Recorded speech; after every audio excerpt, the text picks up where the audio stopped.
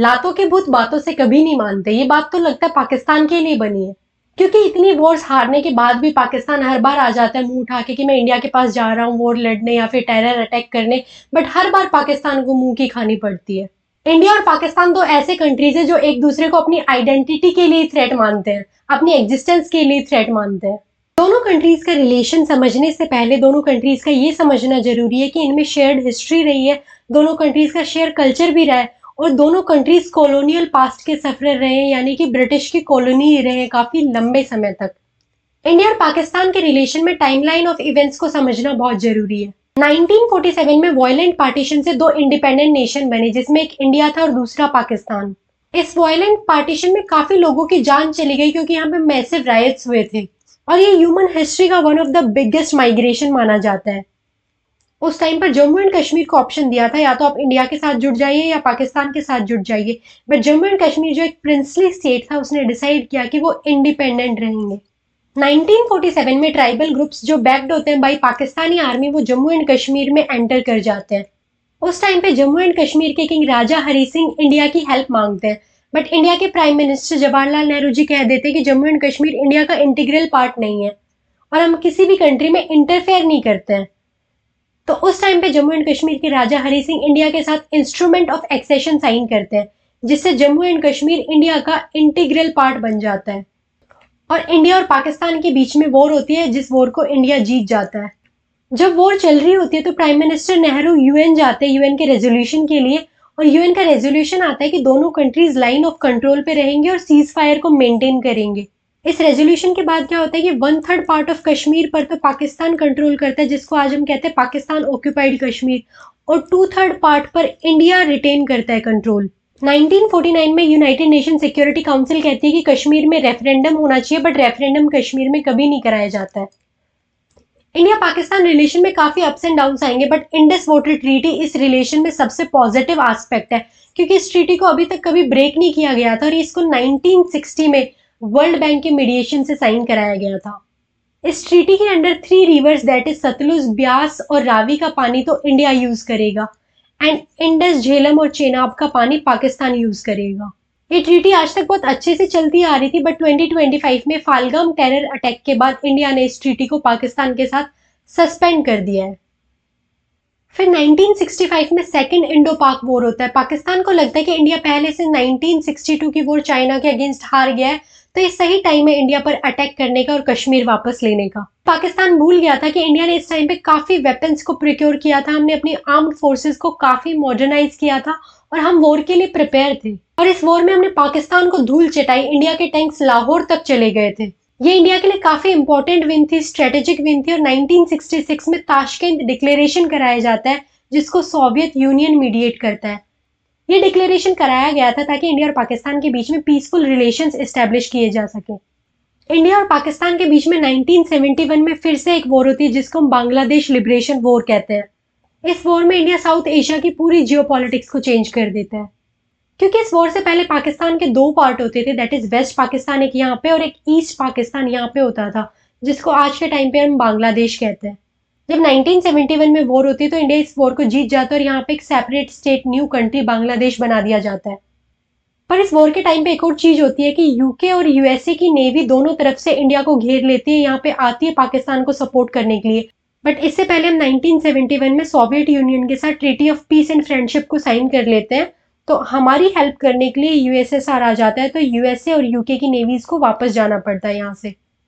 और इस वॉर में पाकिस्तान की इतने बुरी तरीके से हार होती है कि पाकिस्तानी आर्मी के 93,000 सोल्जर्स को इंडियन आर्मी के सामने सरेंडर करना पड़ता है। क्या आप देख सकते हैं कि पाकिस्तानी आर्मी के ऑफिसर्स डॉक्यूमेंट साइन कर रहे हैं सरेंडर के लिए। ये बहुत ही बड़ी स्ट्रेटेजिक विन थी इंडिया के लिए, हमने एक न्यू कंट्री बांग्लादेश क्रिएट कर दिया था। नेक्स्ट ईयर 1972 में शिमला अग्रीमेंट होता है जिसमें हम प्रिजनर्स ऑफ वॉर्स को रिटर्न कर देते हैं, और इसी ट्रीटी में एक फ्रेमवर्क साइन किया जाता है कि दोनों कंट्रीज अपने इश्यूज को बायलेटरली सॉल्व करेंगे, बायलेटरल नेगोशिएशन से। कोई भी थर्ड पार्टी हमारे डिस्प्यूट्स को सॉल्व कराने के लिए बीच में नहीं आएगी। फिर दोनों कंट्रीज के रिलेशन में एक ब्रेक थ्रू आता है, क्योंकि 1974 में इंडिया अपना पहला न्यूक्लियर टेस्ट कंडक्ट करता है जिसको ऑपरेशन स्माइलिंग बुद्धा कहते हैं। इसके बाद इंडिया को इंटरनेशनल सैंक्शंस भी फेस करने पड़ते हैं। बट इंडिया एक ऐसा पहला कंट्री बनता है जो यूएनएससी परमानेंट मेंबर के अलावा न्यूक्लियर टेस्ट करता है। देन 1989 ब्लैक पीरियड है इंडिया के लिए, क्योंकि यहाँ पे जेनोसाइड ऑफ कश्मीरी पंडित शुरू हो जाता है। सेपरेटिस्ट ग्रुप करते हैं जिनको पाकिस्तान आर्मी सपोर्ट करती है। 1998 में इंडिया फिर से वर्ल्ड को चौंका देता है, क्योंकि हम यहाँ पे फिर से अपना सेकंड न्यूक्लियर टेस्ट कंडक्ट करते हैं जिसका नाम ऑपरेशन शक्ति होता है, और यहाँ से इंडिया न्यूक्लियर पावर्ड स्टेट बन जाता है। इंडिया को फिर से इंटरनेशनल सैंक्शंस फेस करने पड़ते हैं। पर सेकेंड टाइम न्यूक्लियर टेस्ट करने के बाद इंडिया अपनी न्यूक्लियर पॉलिसी अनाउंस कर देता है, जिसमें no first use and credible minimum deterrence, यानी कि हम पहले यूज नहीं करेंगे और हम minimum deterrence, minimum weapons acquire करेंगे। कुछ दिनों बाद पाकिस्तान 1998 में न्यूक्लियर टेस्ट कंडक्ट कर लेता है और पाकिस्तान को भी इंटरनेशनल सैंक्शंस फेस करने पड़ते हैं। बट पाकिस्तान की न्यूक्लियर पॉलिसी में ऐसा कुछ भी नहीं है कि नो फर्स्ट यूज, वो फर्स्ट यूज कर सकते हैं। इंडिया और पाकिस्तान के बीच में बार बार इश्यूज हो रहे थे, बार बार डिस्प्यूट्स हो रहे थे, बार बार वॉर हो रही थी, तो इंडिया ने सोचा पीसफुल टॉक्स किए जाएं, दोनों कंट्रीज के बीच में रिलेशंस को नॉर्मलाइज कराया जाए। इसलिए फेब 1999 में हम बस डिप्लोमेसी शुरू करते हैं। Indian PM Atal Bihari Vajpayee India से बस में बैठकर पाकिस्तान जाते हैं to meet his counterpart Nawaz Sharif. लेकिन पाकिस्तान की आदत है बैक स्टैब करने की। फेब में हम पीसफुल टॉक्स कर रहे हैं और मई में पाकिस्तान कारगिल वॉर कर देता है, कारगिल पर अटैक कर देता है, तो दोनों कंट्रीज के बीच में कारगिल वॉर हो जाता है। पाकिस्तान को यहाँ भी मुंह की खानी पड़ती है, क्योंकि इंडिया यहाँ भी पाकिस्तान को धूल चटा देता है। इंडिया फिर से कोशिश करता है कि दोनों कंट्रीज के बीच में पीसफुल रिलेशन बनाए जाए, इसलिए 2001 में हम आगरा समिट कराते हैं ताकि दोनों कंट्रीज के बीच में इश्यूज को रिजोल्व कराया जाए। बट मई 2001 में तो हम आगरा सबमिट कर रहे हैं और दिसंबर 2001 में पाकिस्तान एक डेडली अटैक करता है जो हमारे इंडियन पार्लियामेंट पर होता है, और इसका बदला लेने के लिए इंडिया ऑपरेशन पराक्रम कंडक्ट करता है। फिर से हम एक और कोशिश करते हैं कि 2004 में दोनों कंट्रीज के बीच में बायलेटरल टॉक्स होते हैं, बायलेटरल नेगोशिएशन होते हैं ताकि इश्यूज को सॉल्व किया जाए। इंडिया इतनी कोशिश कर रहा है कि दोनों कंट्रीज के बीच में पीसफुल टॉक किए जाए, पीसफुल रिलेशन किए जाए, बट हमेशा पाकिस्तान आता है और इंडिया को बैक स्टेप कर देता है। और फिर होता है इंडिया पे सबसे डेडली अटैक, दैट इज 2008 का मुंबई टेरर अटैक। आप देख सकते हैं मुंबई कैसे हंसती खिलती मुंबई थोड़ी देर में ब्लैक धुएं में कन्वर्ट हो जाती है। इंडिया ने वर्ल्ड लेवल पर काफी बार इस इश्यू को उठाया कि टेररिज्म एक हीनियस क्राइम है, टेररिस्ट अटैक होते, काफी इनोसेंट लोगों की लाइफ जाती है, बट वर्ल्ड मीडिया हमेशा इसको इग्नोर कर देता था, वेस्टर्न कंट्रीज भी हमेशा इसको इग्नोर कर देते थे।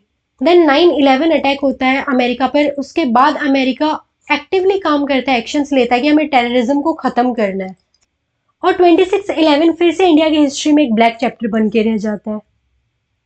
2014 में इंडिया में गवर्नमेंट चेंज होती है। पीएम मोदी पाकिस्तान के प्राइम मिनिस्टर नवाज शरीफ को उनकी स्वेरिंग इन सेरेमनी के लिए इनवाइट करते हैं। उन्होंने सोचा था कि दोनों कंट्रीज के बीच में रिलेशंस अच्छे होंगे, नॉर्मलाइज होंगे, तो दोनों कंट्रीज के लिए अच्छा है।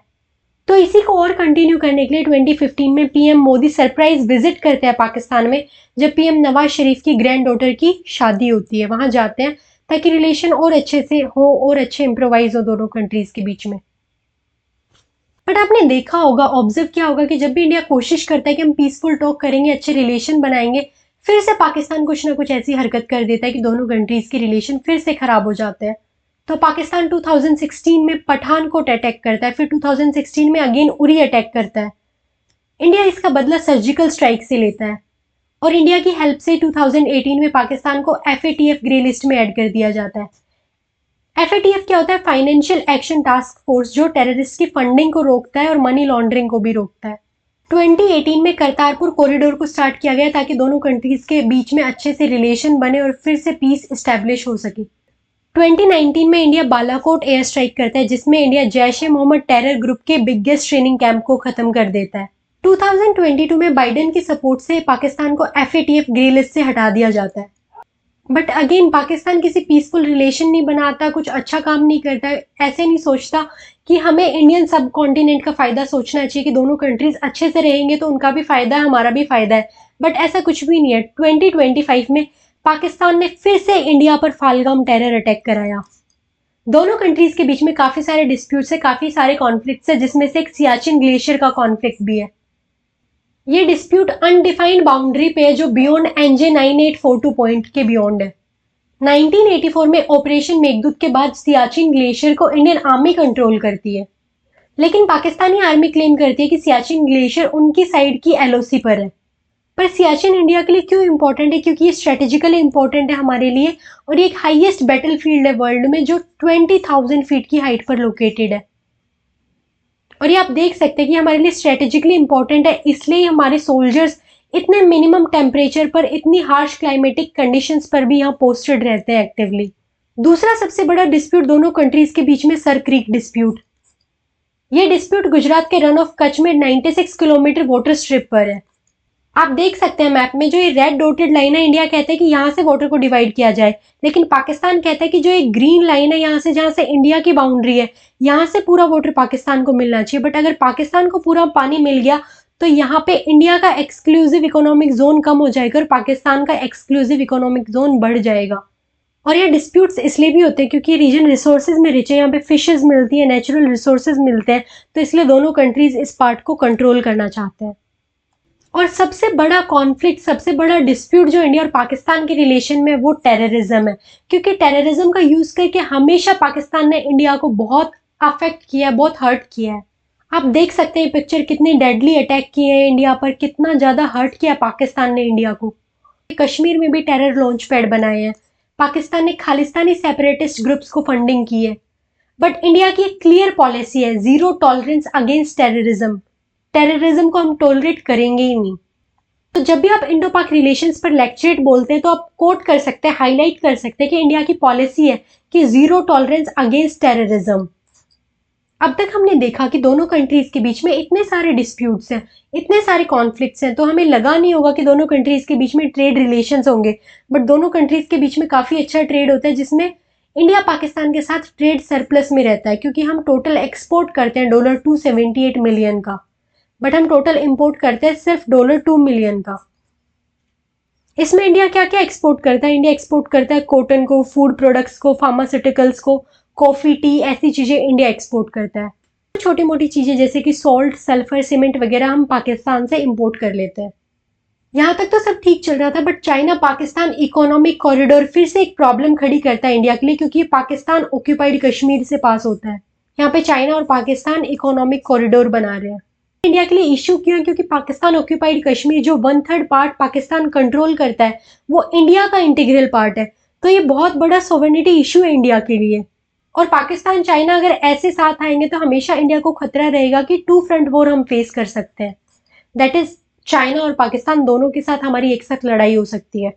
2019 में गवर्नमेंट ऑफ इंडिया ने एक बहुत बड़ा स्टेप लिया। उन्होंने सोचा कि कश्मीर का स्टेटस चेंज किया जाए, जम्मू एंड कश्मीर की ज्योग्राफी को चेंज किया जाए, उनकी हिस्ट्री को चेंज किया जाए। तो हमने आर्टिकल 370 को एब्रोगेट कर दिया, वहां से हमने इस आर्टिकल को रिवोक कर दिया। तो 5 अगस्त 2019 को गवर्नमेंट ऑफ इंडिया इस आर्टिकल को रिवोक कर देती है, जिसके अंडर हमने स्पेशल स्टेटस दिया गया था जम्मू एंड कश्मीर को। ये इंडिया के लिए काफी बेनिफिशियल था, बट पाकिस्तान के लिए बहुत बड़ा सेटबैक था। पाकिस्तान ने बायलैटरल टॉक्स को बंद कर दिया था और पाकिस्तान ने इसको एक इलीगल स्टेप भी कहा था। How Pakistan can say that it is illegal? Illegal is occupation of 1/3 of PoK, that is Pakistan occupied Kashmir, जो हमारा इंटीग्रल पार्ट है, दैट इज इलीगल। 370 के एब्रोगेशन के बाद Indian government Jammu and Kashmir का स्टेटस भी चेंज कर देती है, जिसमें जम्मू एंड कश्मीर को अलग यूनियन टेरिटरी बना दिया जाता है और लद्दाख को अलग यूनियन टेरिटरी बना दिया जाता है। दोनों कंट्रीज के बीच में कुछ कॉमन ग्रुपिंग्स है, लाइक दोनों कंट्रीज कुछ रीजनल ग्रुपिंग्स का पार्ट भी है, जैसे कि SAARC, that is South Asian Association for Regional Cooperation, then there is SCO, that is Shanghai Cooperation Organisation as well. इसमें इंडिया और पाकिस्तान दोनों मेंबर्स हैं। इंडिया पाकिस्तान रिलेशंस में beating retreat ceremony Wagah border पर बहुत इंपॉर्टेंट है, क्योंकि इसमें दोनों कंट्रीज अपनी मिलिट्री स्ट्रेंथ को डिस्प्ले करते हैं, डिसिप्लिन, नेशनल प्राइड को डिस्प्ले करते हैं। ये कुछ पिक्चर्स आप देख सकते हैं रेफरेंस के लिए, जिसमें दोनों कंट्रीज के सोल्जर्स अपनी स्ट्रेंथ को शोकेस कर रहे हैं वाघा बॉर्डर पर। पाकिस्तान ने इंडिया पर फालगम टेरर अटैक कराया। इसके बाद मिनिस्ट्री ऑफ एक्सटर्नल अफेयर्स ने कुछ मेजर डिप्लोमेटिक मेजर्स लिए, कुछ स्टेप्स अनाउंस किए, जिसमें हमने सबसे पहले इंडस वाटर ट्रीटी को बैन कर दिया, जो सबसे पॉजिटिव एस्पेक्ट था इंडिया पाकिस्तान रिलेशंस का। वाघा अटारी बॉर्डर को भी इमीडिएटली क्लोज कर दिया गया। सार्क वीजा एग्जेम्पशन स्कीम के अंडर वीजास को कैंसिल कर दिया गया और पाकिस्तानी ऑफिशियल्स को भी हाई कमीशन से एक्सपेल कर दिया गया है। अब इंडिया पाकिस्तान रिलेशन में सॉल्यूशन क्या हो सकता है कि हम कॉमन कल्चर को यूज कर सकते हैं, शेयर्ड हिस्ट्री को यूज कर सकते हैं रिलेशंस को नॉर्मलाइज करने के लिए।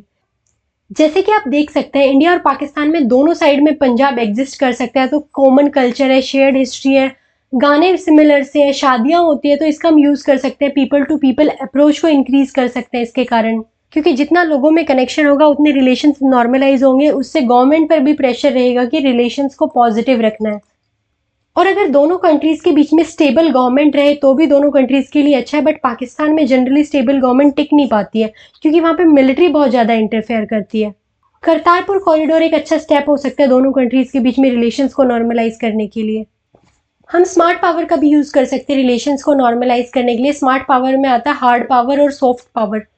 सॉफ्ट पावर में जनरली डिप्लोमेसी आती है, कैसे हम कल्चर को एसिमिलेट कर सकते हैं, कल्चर का यूज़ कर सकते हैं, फूड टूरिज्म का यूज़ कर सकते हैं जिससे हम कोऑर्डिनेट कर सकते हैं और पीसफुल रिलेशंस बना सकते हैं। Diplomacy, diplomatic talks, bilateral negotiation सब सॉफ्ट पावर में आता है।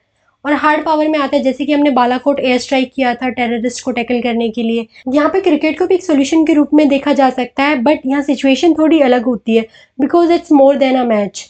पर प्रॉपर राइवलरी होती है दोनों कंट्रीज के बीच में, इंडिया और पाकिस्तान के बीच में। Apart from knowledge and content, lecturette में और भी काफ़ी सारी चीज़ें इंपॉर्टेंट होती है।